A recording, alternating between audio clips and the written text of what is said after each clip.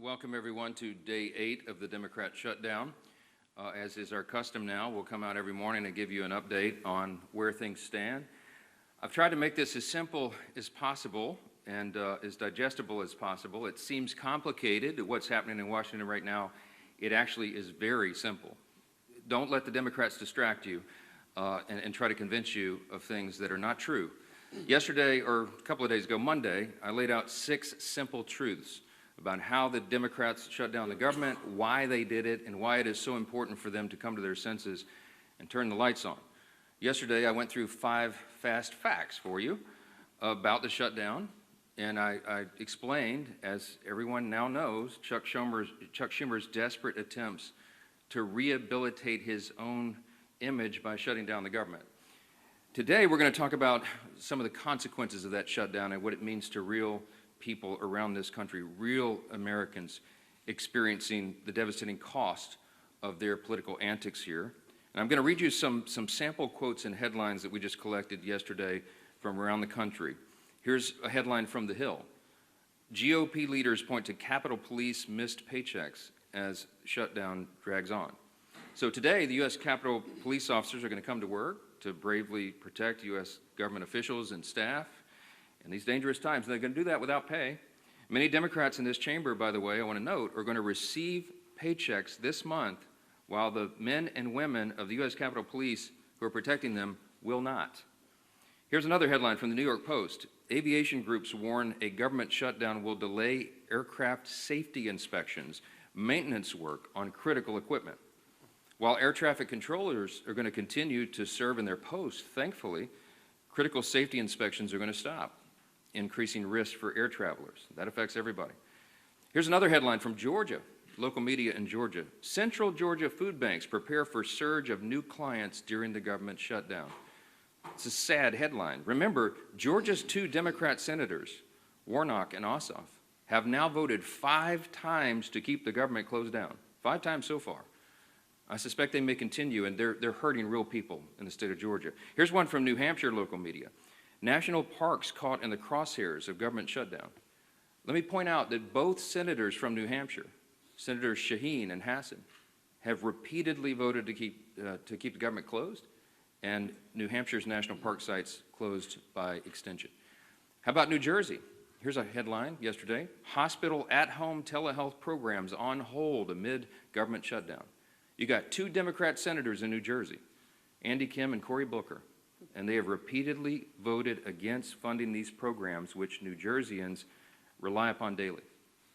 Here's one from Michigan.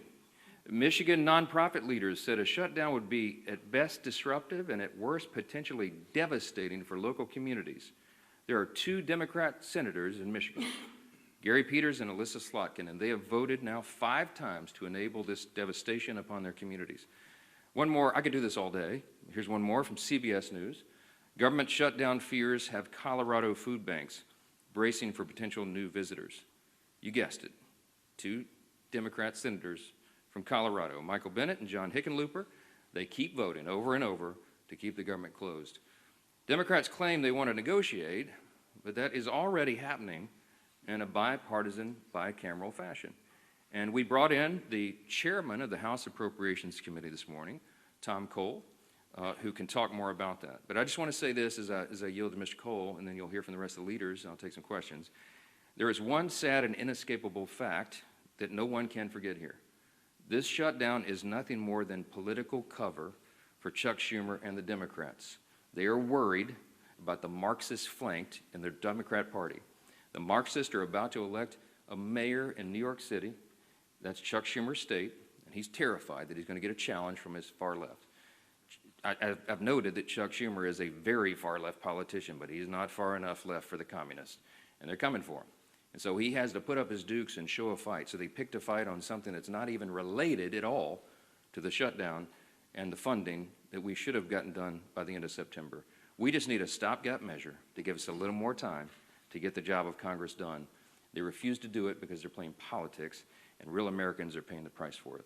But let me introduce Chairman Cole, and he can tell you about some of these discussions that have been going on.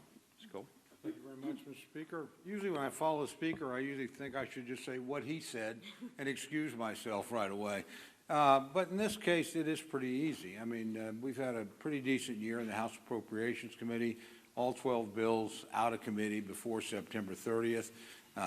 3 that we are in negotiations on with the Democrats. Those negotiations have gone very well.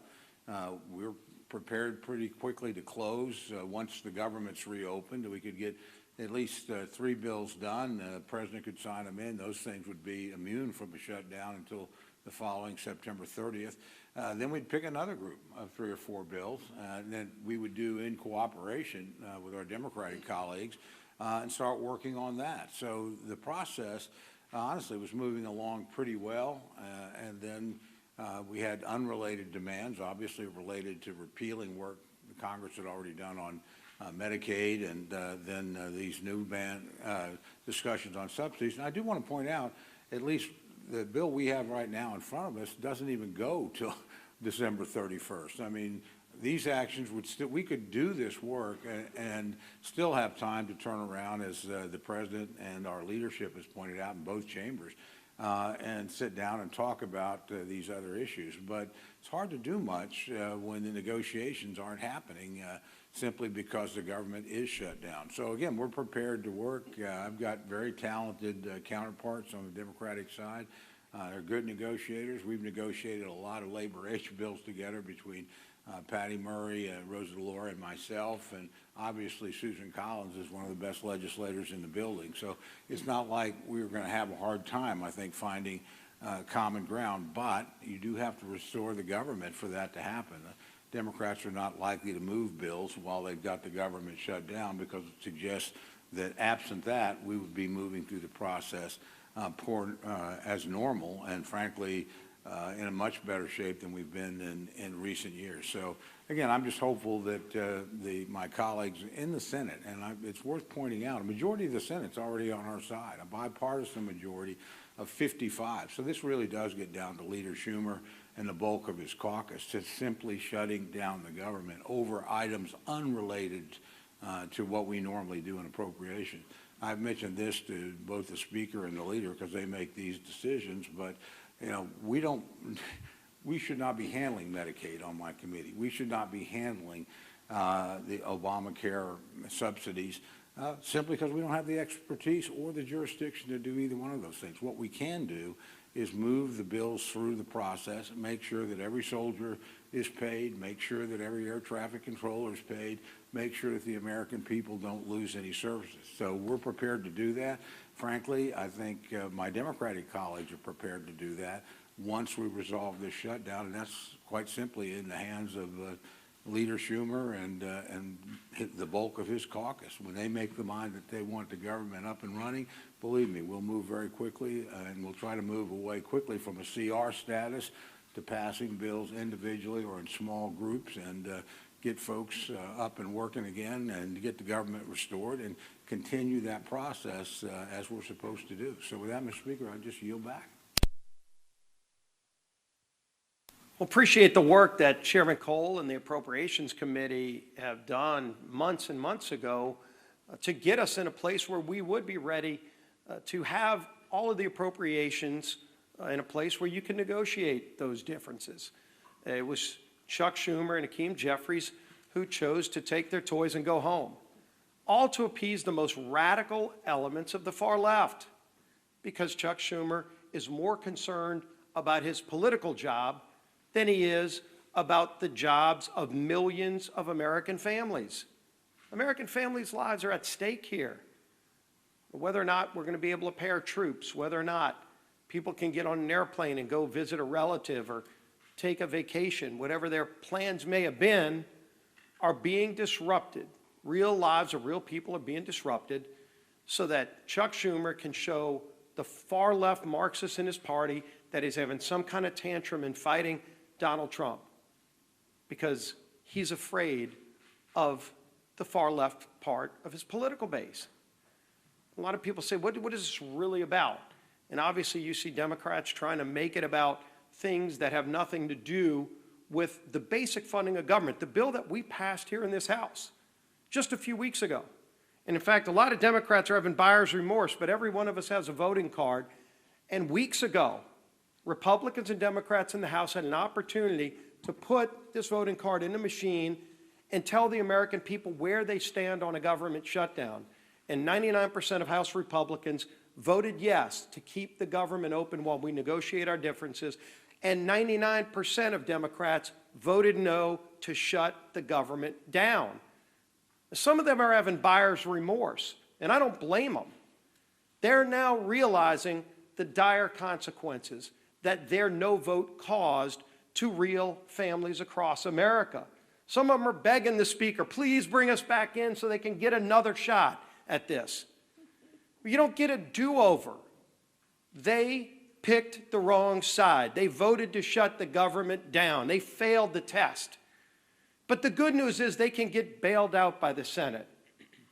If they really want to solve these problems, if they really want to make sure our troops get paid, which, by the way, we voted for, they voted against, they can call their 2 Democrat senators who have 5 times voted to shut the government down and say, today's the day you can make amends. Today's the day you can open the government up. We only need 4 more votes. It's not a large number. 4 Democrat senators have come to their senses and said, yes, let's open up the government and not have this charade continue, but it takes 4 more because Chuck Schumer wants to have a tantrum. Well, let me tell you what another senator just said yesterday about why this shutdown is going on. He said, quote, this is a Democrat senator yesterday, the point of this shutdown is not just suffering for suffering's sake, but to make a point. So you even have Democrat senators admitting that they're imposing suffering on the American people, but they just want to make a point? My God, millions of lives are at stake. They know they're inflicting suffering on the American people so they can make some kind of point? If you want to have a tantrum, this is not the 3rd grade. This is the lives of American people. Real lives are at stake. Real careers and families. Will they be able to pay their house note come the 15th? That's at stake. The safety of our air traffic control system. So that some senator that wants to have a tantrum can make a point? I think the American people are getting sick of this charade that's going on. They know what the Democrats in the House did to shut the government down.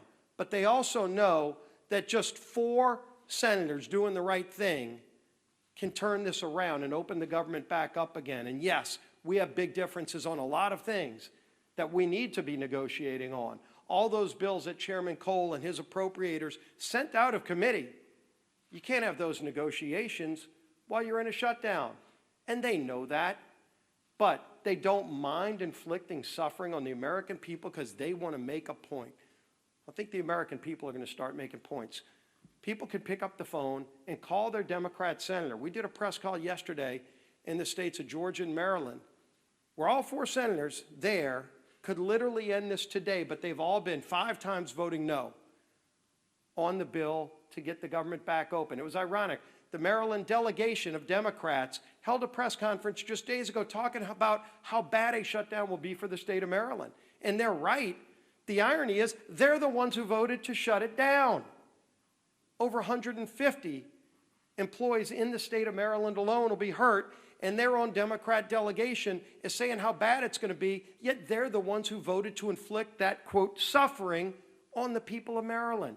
This madness can end. This madness needs to end with sanity finally emerging. Bring some common sense in. And Chuck Schumer, if you can't do the right thing because you're so afraid of your political job, think about the jobs of millions of families out there who don't want to have that suffering inflicted on them. And let 4 other of your Senate Democrat colleagues do the right thing for you. Let's end this. Our whip. Tom Emmer.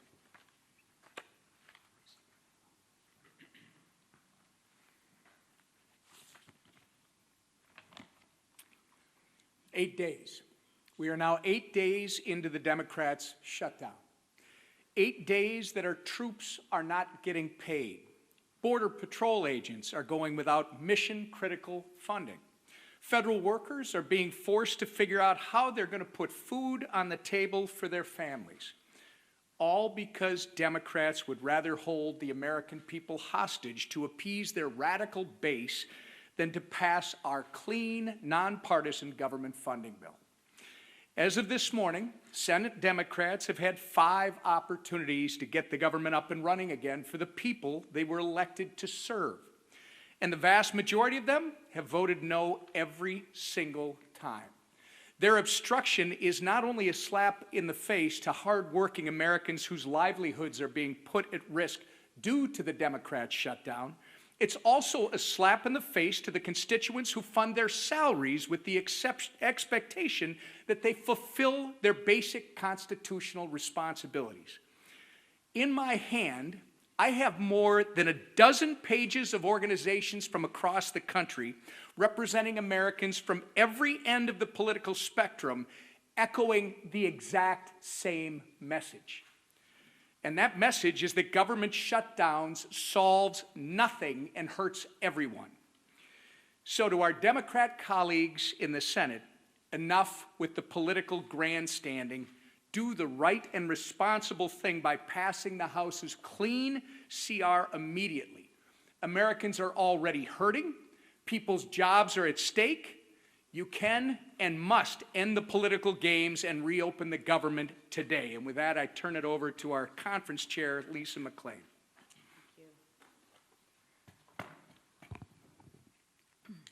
Good morning, everybody. Again and again, Democrats have chosen to put illegal aliens over hardworking Americans. That is not my opinion. That is fact. Read the bill. Democrats let millions of illegals pour in across our border under Joe Biden. Democrats gave them driver's license. Democrats allowed them to cast ballots in elections. And now Democrats are fighting, they are fighting to give illegals health care on your dime. Democrats want to take money out of your pockets and give them to illegal aliens so they can get government benefits. These aren't my opinions. These are actual facts. Go to the website and read the facts, right? But what Democrats do when they have no plan, no vision, and no leader, they have to misrepresent the truth. And they do that over and over again, and they think you, the American people, aren't gonna notice. They're not gonna notice. You're not gonna notice that they're taking money out of your pockets and giving them to illegals. They're gonna try and put their spin on it. But I challenge you, go to the website and read it for yourself. When Democrats have the choice between standing up for American people or catering to the illegal aliens, what do? They choose illegals every single time and time again. And that's exactly what they're doing again in this government shutdown fight. Democrats are putting illegals above American citizens. So I ask the Democrats, how long will it take you to put Americans first in this funding fight? I ask our senators, Senator Peters and Slotkin, when are you gonna put the American people first? The people that elected you to represent them. How many times will you vote against our troops? I ask Senator Peters and Senator Slotkin, how many times are you gonna vote not to pay our troops? How many times will you vote against moms and babies who rely on WIC? Against flood insurance? How many times will you vote to put illegals first and Americans last? The answer to that question is as long as the radical base keeps calling the shots. My 2 senators are pandering to their radical base as well. Republicans, however, are actually putting Americans first every single day. And why? Because that's our job. That's our duty. And quite frankly, that is our responsibility. And I call on the Democrats, especially the 2 Democrats from my state, Senator Peters and Senator Slotkins, please, put the American people who you represent first. Member take a few questions. Yes, ma'am. Speaker Johnson, thank you. Do you agree that the mayor of Chicago and the governor of Illinois should be in prison? Should they be in prison? Should the mayor of Chicago and the governor of Illinois be in prison? I'm not the attorney general. I'm the Speaker of the House, and I'm trying to manage the chaos here. I'm not following the day-to-day on that. I do know that they've resisted the introduction of, or the offering of National Guard troops in Chicago, which is a terribly dangerous city and has been destroyed in the process of being destroyed under liberal Democrat governance and their terrible policies. I would just cite for you in response Exhibit A, which is the District of Columbia. All of you were able to walk safely into the Capitol today, and you can park your cars blocks away and walk back to your cars, and you're not in fear of having your purse snatched or your car being jacked or being assaulted. And why is that? Because President Trump had enough of it. He's a strong leader in the Oval Office, and he used the resources that were available to him, the National Guard, to bring order to the chaos. The Democrat mayor of the District of Columbia ultimately said, thank you so much for the reinforcements, and you're all enjoying the spoils of good policy and return to the rule of law. If we could do that in the other major cities in the country where they're having terrible crime crises, that should be seen as a positive, and I think most Americans see it that way. If you're a resident of Chicago or New Orleans or one of these other Democrat-run cities, you've had enough. You're tired of your family walking in fear and not being able to enjoy their lives, and if President Trump can use the resources and do it in a lawful manner to allow National Guard troops to help bring order and restore the rule of law, that is something that is wildly popular with the American people. Now, if you have elected officials in some of these states who are committed to their radical, soft-on-crime ideology and defunding the police and all the things the Democrat Party championed for the last several years, and they want to stand by that, we encourage them to do so. We'll see what the people think about it. Yes, sir. Back row. Speaker Johnson, a lot of the free health care for illegal aliens that you've been talking about is care provided in emergency rooms, which are required by federal law to care for anybody, even if they can't pay, even if they're not a citizen. Do you think that that law should be changed? No. You're talking about EMTALA, which has been part of the law for most of my life. Emergency care is provided without question to anyone who comes in. If you're hemorrhaging and you show up in an emergency room, you get treated. That's something we all support. That's a very good law. We're in favor of it. You're cherry picking a tiny subset of the issues. We put, and go to it's still on the website, speaker.gov, look at page 57, section 2141 of Chuck Schumer's counter-proposal CR that he filed. There's 6 categories of things that they would like to restore funding to, and it adds up to $192.8 billion, almost $200 billion of hardworking taxpayer funds that would go to support illegal aliens and other non-citizens. Now, with regard to EMTALA, are we saying change the law? No. But one of the things they're doing, and one of the things that Chuck Schumer is advocating for and has filed in the law and is using as a leverage point to keep the government shut down, is he literally wants to reimburse hospitals more money for treating illegal aliens than American citizens. Fact. Go look it up. Go look on the website. Don't take my word for it. We're not doing that. If you're a young, pregnant American citizen woman who shows up in an ER and you get treated and they pay the hospital less for treating you than some illegal rabble-rouser who came in from some, South American country to do us harm, that is wrong. The Republican Party stands for common sense. In the big, beautiful bill, we fix that. And Chuck Schumer wants to unwind it, and it is unconscionable to me that he's inflicting all this pain on American citizens so they can play games and try to appease the radical left base. That's what this is. Back, yes. Thank you, Mr. Speaker. 2 questions about federal worker pay. One, is it your understanding that federal workers will be repaid after this shutdown as part of current law? And 2, would you allow a UC, for example, for the military to ensure that they would be paid in the shutdown? Those are 2 questions. Federal workers, it's my understanding that the law is that they would be paid. There is some other legal analysis that's floating around. I have yet had time to dig into and read that. But it has always been the case, that is tradition, and I think it is statutory law that federal employees be paid, and that's my position. I think they should be. They should not be subjected to harm and financial dire straits because Chuck Schumer wants to play political games. With regard to paying the troops, I want everybody to listen to me very carefully. Hakeem Jeffries and the House Democrats, as Leader Scalise said so well, are clamoring to get back here and have another vote because some of them want to get on record and say they're for paying the troops. We already had that vote. It's called the CR. Every Republican and at least one Democrat had the common sense to say, of course we want the government to stay in operation. Of course we want to pay our troops and our air traffic controllers and our Border Patrol agents, TSA, and everybody else We did have that vote. The House, I keep saying the House did its job. We did that almost 3 weeks ago. And every Democrat in the House except one voted against it. They voted that they did not want the troops to be paid. They did not want TSA agents to be paid. They did not want air traffic controllers, Border Patrol agents, and all the rest.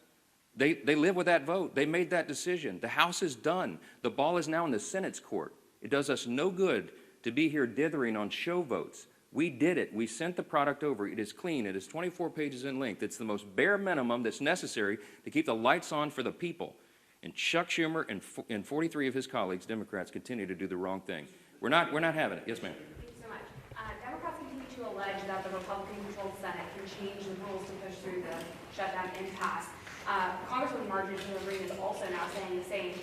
Is there any validity to this, and what sort of precedent would that set for a future Democrat-controlled session? Well, I'd lead the House, but the Senate has its own rules. Some of them are arcane, and when you're in the minority, you don't like it a lot. The filibuster is a tradition over there that's been maintained by both parties whenever they've been in the majority for a long, long time, and they can make a very compelling case as to why that's true. Now, could you go nuclear and blow that all up and end the filibuster once and for all and allow everything for only majority party vote, 51 votes in the Senate? I mean, is it possible? Yes. Is it wise? You can have a lot of people who would tell you it's not. I mean, on the Republican side, I would be deeply concerned if the Democrats had a bare majority in the Senate right now. A Marxist ideology taking over the Democrat Party, do I want them to have no safeguards and no stumbling blocks or hurdles at all in the way of turning us into a communist country? I don't think that's a great idea. That's me. So what's good for the goose is good for the gander, as they always say. And there are some safeguards in the process that were built in a long, long time ago to prevent one party just running roughshod. Now, there's a big contrast between what I just said and the issue that is before us today. We're not asking Chuck Schumer and the Democrats to do anything different than what they've always done. We've shown you the highlight reel. Chuck Schumer gave impassioned speeches as recently as 7 months ago in March of this year. He said, we have to keep the government open. It would be dangerous and harmful to the American people. He said after the vote, he went on CNN and said, I'm proud of that vote. I didn't like it, but we had to do that. He was right then. He is not right now. We're not asking the Democrats to do anything heroic. We're asking them to do their basic duty and responsibility, as Chairwoman McClain said. Keep the government open. The first responsibility, I'm sorry, I'm aggravated. The first responsibility of the government is to protect the people. And the people who are supposed to be protected are being completely cheated by Democrats in the Senate because they want to play politics. They hate Donald Trump. I mean, they have Trump derangement syndrome. It's very real. Listen to their own comments. And they have to show a fight at any cost. When does that cost become too high? In our view, it already has. They have another chance today to reopen the government, and we'll see if they do the right thing. I pray that they do, because real people are being affected by the games here, and they're sick of it. Thanks so much.